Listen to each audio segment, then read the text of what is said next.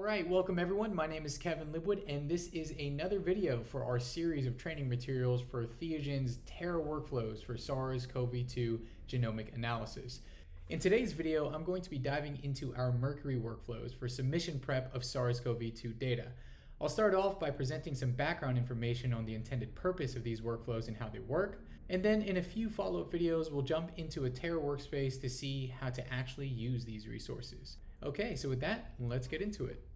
Okay, so let's again frame this video with the three major challenges to SARS-CoV-2 genomic analysis: genomic characterization, sharing data, and genomic epidemiology.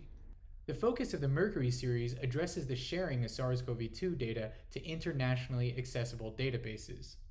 And as of today, these Mercury workflows help users to prepare genome assemblies, remember this is the FASTA files, and sample metadata for GISAID and GenBank submission. Prep for raw read data, the FASTQ files, for SRA submission is in active development. And just to further clarify, these workflows prepare the files for submission. So the output of Mercury workflows can be submitted to GISAID and GenBank, but the workflow doesn't perform the submission itself. It's likely this will change in the near future as both NCBI and GISAID have made CLI resources available that we can roll into a Terra environment. But as of today, April 6, 2021, the final step of submission is something that has to be done outside of the Terra environment. Okay, so how does it all work? It's pretty simple, actually. The user just needs to provide the assemblies and relevant metadata as input to these Mercury workflows, and upon analysis, output files are generated that can be submitted to GISAID and GenBank. I think the biggest point of friction, especially for new users, will be the step to upload your sample's metadata into your Terra workspace so that you can provide it as input for the Mercury workflow. And so for this step, we've made a metadata table formatter available to users. Link to this is in the description below, and we'll go over this in much more detail during the walkthrough tutorials. Alright, so the Mercury series is made up of three separate WDL workflows. We have two Mercury prep workflows, one for paired end reads, PE, and another for single end reads, SE. The major function of both of these workflows is to take in SC2 read data, genome assemblies, and sample metadata, and then package all of those inputs into repository submittable files for each sample individually. And these workflows take into account assembly quality and only generate repository files for samples that have fewer than 5,000 ambiguous bases, or ends in the consensus genome assembly.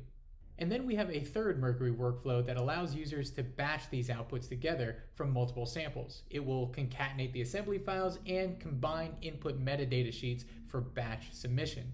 And by default, this workflow will only batch samples with 0 Vader alerts in an effort to expedite the sharing of hassle-free submissions.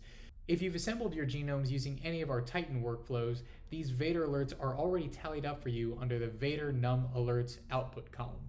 And this parameter can be altered if you want to attempt submission of samples that have raised alerts with the Vader program.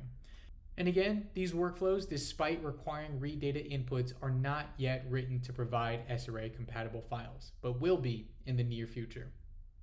Alright, and that pretty much covers the basic material about these Mercury workflows. So let's turn our attention now on how to actually use these resources. And since there's a bit more hands-on work with these workflows, we're going to break this walkthrough tutorial up into two separate videos. In part 1, we'll go over how to use the metadata formatter to upload your sample's metadata into your Terra workspace. And then from there, we'll prepare assembly and metadata files for GISAID and GenBank submission for each sample using the Mercury prep workflow. And then in a separate video for part 2, I'll show you how to use the Mercury batch workflow to combine the prepared assemblies and metadata files for batch upload. I'll also go over my process for getting the Mercury output into the required GISAID template for batch submission on their platform. Okay, so that is it for now. I hope that this was clear for everyone and that you were all able to learn a little bit from this video. Again, if you have any questions, please feel free to leave them in the comments below, and we will be sure to clarify as much as we can. Thank you, and I will see you in the next one.